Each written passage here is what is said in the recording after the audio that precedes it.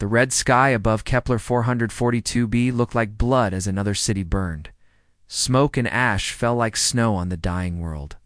Thalvis stood in the last safe place. Her people had a deep underground room carved from living rock. Her long, thin body shook as she felt her people dying. Every death hit her mind like a hammer blow. She was one of the last elders of the Vithani race. Her skin was clear like glass, and her large eyes held the wisdom of 1,000 years. But now those eyes were filled with tears that glowed like tiny stars. The Nexari had come 6 seasons ago. Nobody saw them coming. They appeared in the sky like a swarm of giant crystal insects, each ship bigger than a mountain. The Vithani had always been peaceful.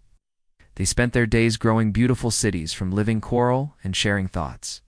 Through their minds, they had no weapons, no armies, no way to fight back. The Nexari were not like any living thing the Vithani had ever seen. They were made of dark crystal and metal with red eyes that burned like fire. They did not just kill the Vithani, they ate them. But worse than eating their bodies, they drained away their thoughts and dreams. The Nexar used Vithani minds to power their terrible machines. Thalvis pressed her hands against the bioneural. A ray, a living machine that could send thoughts across space. It was the last one left on their world. All the others had been destroyed. The machine felt warm under her touch, like the heartbeat of a dying friend. "This message must reach the stars," she whispered. Her voice was soft like wind through leaves. "Someone out there must hear us." Around her, the last 50 Vithani sat in a circle. Children with their parents, old ones like herself, and a few young adults who had survived the long nightmare. Their thoughts joined together, creating a song of pain and hope. All their fear, all their love, all their desperate need for help flowed into the transmission array. The machine began to glow. Its coral-like surface pulsed with blue and green. Light. It took their thoughts and changed them into waves that could travel through space. These waves rode on the planet's magnetic field, shooting out toward the distant stars like invisible arrows. Above them, the ground shook. The Nexari had found their hiding place. Thalvis could hear the terrible sound of crystal claws digging. Through rock, they had minutes, maybe less. "I send our story to the void," she said to her people. "I send our pain and our hope. I send the love we had for our world and our children. Maybe someone will hear. Maybe someone will understand." The transmission array grew brighter. The Vithani joined their minds together one last time. Through their connection, they shared every beautiful memory of their world. The singing trees, the dancing lights in their cities, the joy of young ones learning to share thoughts for the first time. They also shared their pain, the terror of the attacks, the grief of losing their families, the horror of watching their world die. All of this flowed into the machine and out into space. It was not like a radio signal that humans might send. It was pure emotion and thought. Traveling at the speed of light toward stars they had never seen, the ceiling cracked above them. Dust and rocks fell down. The Nexari were almost through. Thalvis felt the array reaching its limit. The machine was dying, burning itself out to send their message as far as possible. She pressed her forehead against its warm surface and spoke. Her final words into the cosmic dark. "Help us," she whispered. "We are dying in silence. If anyone hears this, please remember us. Remember that we lived. Remember that we loved. And if you can, save those who still remain." The array exploded. In a shower of light, blue and green sparks filled the air like falling stars. The beautiful machine was gone. But its last message was already racing across the galaxy. The Nexari broke through the ceiling with a crash like thunder. Their red eyes swept across the room, searching for victims. But in that moment, Thalvis felt something she had not felt in months. Hope. Their plea was traveling through space, carrying the story of their people to whoever might listen. She did not know if anyone would hear them.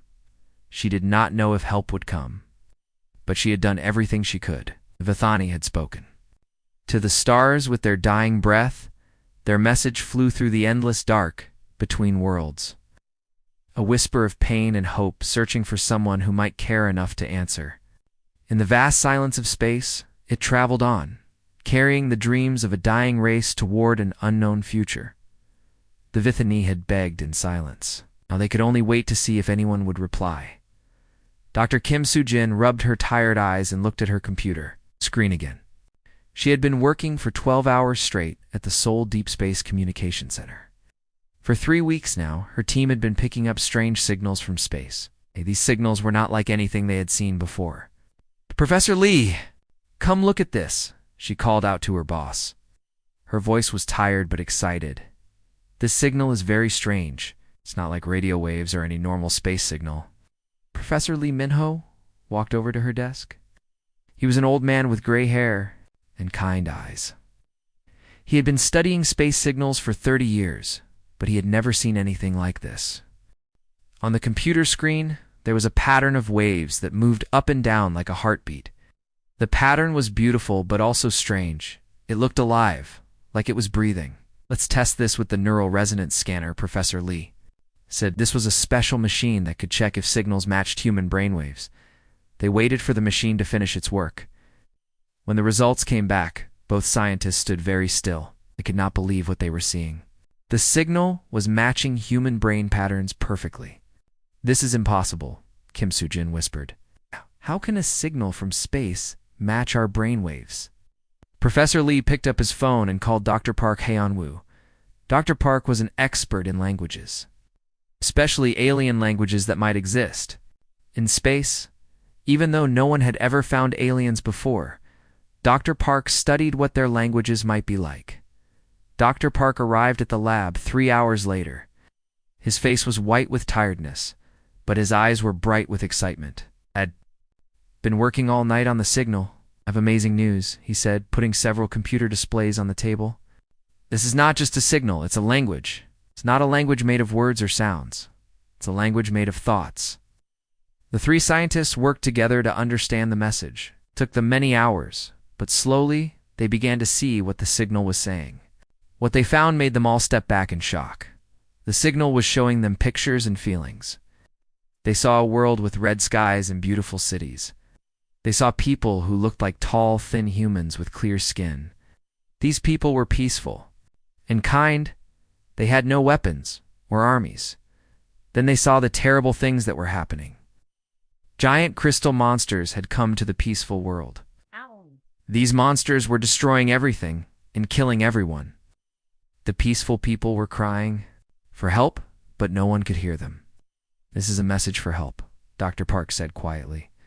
"Someone far away in space is asking us to save them." The signal showed them more pictures. They saw the crystal monsters eating the peaceful people. They saw cities burning and families being torn apart. They felt the fear and pain of a race of people who were dying. "How far away is this signal coming from?" Professor Lee asked. Kim Soo-jin checked her computer. "About 1,200 light-years away, in the Kepler star system." "That's so far," Dr. Park said. "The message has been traveling through space for 1,200 years to reach us." But Kim Soo-jin shook her head. "No, that's not right. Look at these readings. The signal is using the magnetic field of their planet to travel faster than light. This message is only a few months old. These people are dying right now." The room became very quiet. The 3 scientists looked at each other. They had just received the first message from aliens in human history. But it was not a message of greeting or friendship. It was a cry for help from people who were being murdered. "We have to tell the government," Professor Lee said. "We have to tell everyone." Dr. Park nodded. "But will anyone believe us? Will anyone care about people who live so far away?" Kim Soo-jin looked at the signal still coming through on her screen. She could feel the pain and hope in the message. Somewhere in the dark of space, people were begging for help. "We have to try," she said. "We have to make people understand. Someone out there needs us." Professor Lee picked up his phone and dialed a number. "This is Professor Lee Minho at Seoul Deep Space Center. I need to speak to the United Earth Coalition immediately. We have received first contact from an alien species, and they are asking for our help." The message from the stars continued to flow through their computers. Pictures of hope and fear, love and death, all mixed together in a song of desperation, that had traveled across the galaxy to find them, for the first time in human history. Earth had heard the voice of another world, and that voice was crying. Admiral Kong Junho stood on the command deck of his warship called Soul's Thunder. He watched as the bright tunnel of light behind his ships closed and disappeared. They had just traveled 1,200 light-years in 8 months using new technology that bent space and time. Now they were in the Kepler star system, very far from Earth. Kong looked out the big windows of his ship. He could see 11 other Earth ships floating near his. They were all that humanity could send to help the aliens who had asked for rescue. It did not seem like much against what they were about to face. "Admiral, we can see the enemy ships," said Officer Song Dayun. She was looking at her computer screen with angry eyes. "There are more than 200 crystal ships around the 4th planet. They are much bigger than our ships." Kong nodded. He had expected this. The journey to this place had given them 8 months to study everything they knew about the Nexari. These crystal monsters were like giant space bugs that ate whole worlds. They were strong and had many ships, but they always fought the same way. They had never fought humans before. Captain Yoon Ji-hai walked up to the admiral. She wore heavy armor that shined under the lights. She was the leader of all the soldiers on the ships. "My troops are ready to fight, Admiral. We've studied how these crystal things behave. They do everything the same way every time. They have never seen how humans fight." Through the windows, they could see the terrible things happening on the planet below. Giant crystal machines were pulling the peaceful Vithani people into metal boxes. The crystal monsters were tearing down the beautiful cities and turning everything into food for their ships. Kong felt angry as he watched. The Vithani were tall, thin people with clear skin who had never hurt anyone. They did not have weapons or armies. They only wanted to live in peace and share thoughts with each other. Now, they were being eaten alive by monsters. "All ships, listen to me," Kong said into his radio. His voice went to all 12 Earth ships. "Today we show that humans do not leave behind people who ask for help. Get ready to fight. Let's show these crystal bugs what happens when they hurt innocent people." Lieutenant Commander Ru Chanwoo was sitting at the weapons control desk. He looked up from his targeting computer. "Admiral, the enemy leadership is calling us. They are laughing at us. They are calling us soft meat and telling us to run away." The crystal monsters thought humans were weak because they were made of flesh instead of crystal and metal. They had probably never seen anything fight back against them before. All the worlds they had attacked had been peaceful like the Vithani. Admiral Kong's face became hard like stone. "Open a communication line to all the crystal ships. Tell them this message. You have 30 seconds to stop hurting people and leave this place. This is your only chance." The 30 seconds passed very slowly. Kong counted each one in his head. He hoped the crystal monsters would be smart and leave out, but he knew they would not. They had been eating worlds for so long that they thought nothing could stop them. The answer came as hundreds of crystal fighter ships, flying toward the human fleet like angry wasps.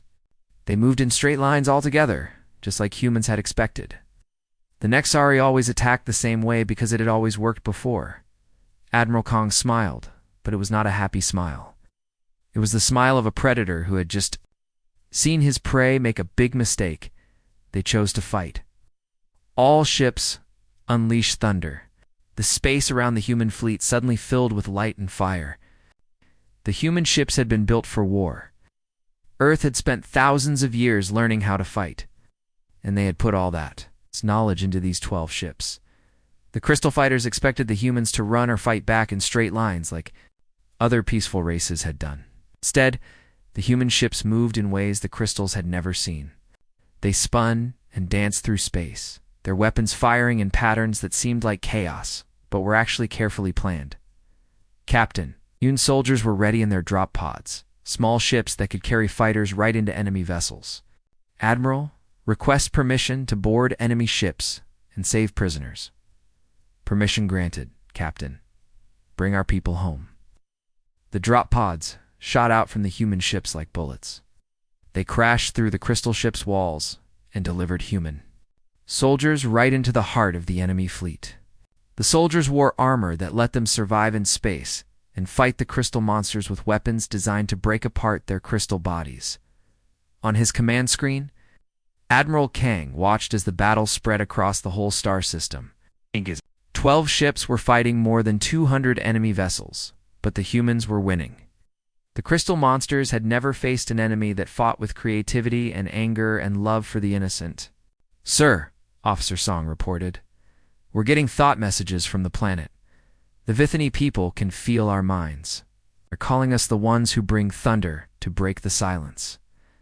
Admiral Kong looked out at the battle raging in space and smiled. Earth had heard the cry for help and answered with thunder. The battle exploded across the Kepler star system like the biggest fireworks show in the universe. Space filled with laser beams, missiles, and the bright flashes of ships being destroyed. The Nexari crystal monsters had thought this would be easy. They expected to crush 12 small human ships like bugs, but they were very wrong. Captain Bei Suhyan commanded a warship called Busan's Rage. Her ship was smaller than the giant crystal harvesters, but it was much faster. She flew her ship right between two huge enemy vessels, so close that her crew could see the crystal monsters moving inside them. "Fire all weapons," she shouted. Her ship's guns created a deadly net of laser fire that cut through the crystal fighter ships like a hot knife through ice. The crystal ships exploded in showers of bright fragments. "Captain Yoon, we have a chance to get inside their ships." Captain Bei called on her radio. "Are your soldiers ready?" "We are always ready." Captain Yoon, Ji-hai answered back. She was in charge of all the human soldiers who would board the enemy ships to save prisoners. Captain Yoon pressed a button, and dozens of small attack pods shot out from the human ships. These pods were like metal eggs that carried soldiers inside. They flew through space at incredible speed and smashed right through the crystal ship's protective shields. The shields that had protected the Nexari for thousands of years broke. Apart like thin glass, inside the pods, human soldiers wore special armor that made them stronger and faster. When the pods crashed into the crystal ships, the soldiers jumped out and began fighting the crystal monsters with weapons designed to shatter their bodies. On the planet below, Staff Sergeant Otaman led his team of soldiers through a terrible place where the crystal monsters processed their prisoners. The building was made of dark metal and filled with the screams of the Vithani people being tortured. "Move fast," O shouted to his men. "We need to find the prisoners before these monsters. Kill them all." His armor let him punch through crystal walls like they were made of paper. His team's weapons fired special energy beams that could break apart the crystal monsters' bodies. They fought their way deeper into the facility, leaving broken crystal. "Enemies behind them. I found them," O called out. "There are Vithani people here. They're still alive but very weak." The Vithani prisoners were lying in metal cages, barely conscious after months of torture. When they saw the human soldiers for the first time, something amazing happened. Vithani could read thoughts, and they suddenly felt the chaotic storm of human minds. The human thoughts were unlike anything they had ever experienced. Where Vithani minds were calm and peaceful like still water, human minds were like wildfire. The soldiers' thoughts burned with fierce determination to protect innocent people. They felt an unshakable will to save those who could not save themselves. Even if it meant dying in the attempt, the Vithani had never felt such protective anger from another species. These strange creatures had traveled across the galaxy just to save people they had never met. High above the planet, Major Jung Hae-won led her squadron of fighter ships against the biggest Nexari command vessel. This crystal ship was the size of a small moon and had been controlling the attack on the Vithani world. "All fighters attack pattern Delta," she commanded. Her 12 fighter ships spun around the giant crystal ship like angry wasps, firing missiles and laser beams from every direction. The battle lasted 18 minutes. The crystal ship fired back with weapons that could destroy planets, but the human fighters were too small and too fast to hit. They danced through space, dodging the massive energy beams while slowly tearing the command ship apart. "This is for every innocent life you monsters have stolen," Ow. Major Jung shouted as she fired her last missiles into the crystal ship's core. The giant vessel exploded in a flash of light that could be seen from 3 star systems away. on the Bridge of Souls. Thunder Admiral Kang watched the battle through his ship's cameras. In just 4 hours, his 12 ships had destroyed or scattered more than 200 crystal vessels. The surviving Nexari ships were running away into deep space, afraid to fight anymore. Officer Song Dayun said, looking up from her computer with wonder in her eyes. We're getting thought messages from the planet. The Vithani people are sending us their thanks. They're calling us the ones who bring thunder to break the silence, Admiral. Kong smiled as he watched the last crystal ships disappear into the darkness between stars. The Nexari had spent thousands of years eating peaceful worlds because no one had ever fought back. But today, they learned what happened when they attacked innocent people, and humanity heard their cries for help. Send a message to Earth, Admiral Kong commanded. Tell them the mission is complete. The thunder has been unleashed, and the innocent are safe. Space around the Kepler system was now quiet, except for the sound of human ships rescuing Vithani. Survivors. The crystal monsters were gone, but the echoes of humanity's thunder would ring across the galaxy forever. 3 months had passed since the great battle. Dr. Kim Soo-jin walked through the beautiful gardens of New Thalvis I, the Thani city that humans had helped rebuild. The buildings here did not look like human buildings at all. They seemed to grow from the ground like giant flowers made of crystal and light. The walls curved and flowed like frozen music, more like art than architecture. Kim wore a special headset.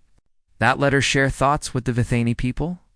Through this device, she could feel their gratitude flowing into her mind like warm sunshine. The Vithani were happy to be alive, and they wanted to thank the humans who had saved them. Elder Thalvis walked toward Kim through the garden. She was the same Vithani leader who had sent the desperate message to Earth months ago. Her clear skin had healed from the terrible wounds the crystal monsters had given her. But she still had faint scars that would never fully disappear. Through the thought-sharing headset, Thalvis spoke directly into Kim's mind.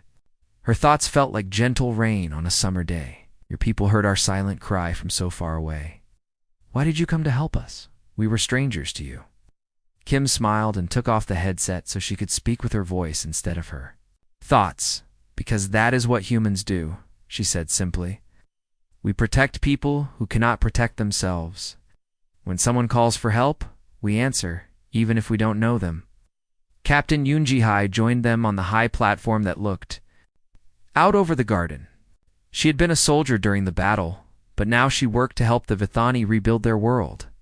I have good news, she announced. The Earth government has signed a friendship agreement with your people. Earth and Kepler-442b are now official allies. Lieutenant Commander Ru Chan-woo walked up to them, carrying a small device that projected pictures made of light into the air. He had been promoted after the battle, and now worked as a diplomat between humans and aliens. The Vithani Mind Network is spreading the story of what happened here to other worlds, he explained. Other alien species are starting to contact us. Some need help, and others want to help us. The light pictures showed a map of the galaxy with many stars marked in different colors. Some were red, meaning they needed help. Others were green, meaning they wanted to be friends. And some were blue, meaning they were peaceful worlds that humans and Vithani could protect together. Through the headset, Elder Thalvis shared pictures from her mind of what she could see in the future. The Vithani could sometimes see what might happen by joining their thoughts together. She showed Kim images of human warships protecting peaceful worlds from crystal monsters. She showed mixed crews of humans and Vithani exploring new star systems together. She showed a growing family of different alien species all working together, united by the idea that strong people should protect weak people. You came like thunder to break our silence, Thalvis communicated through the mental link. Sing together, your actions and our thoughts, your protection and our peace, creating a new song among the stars.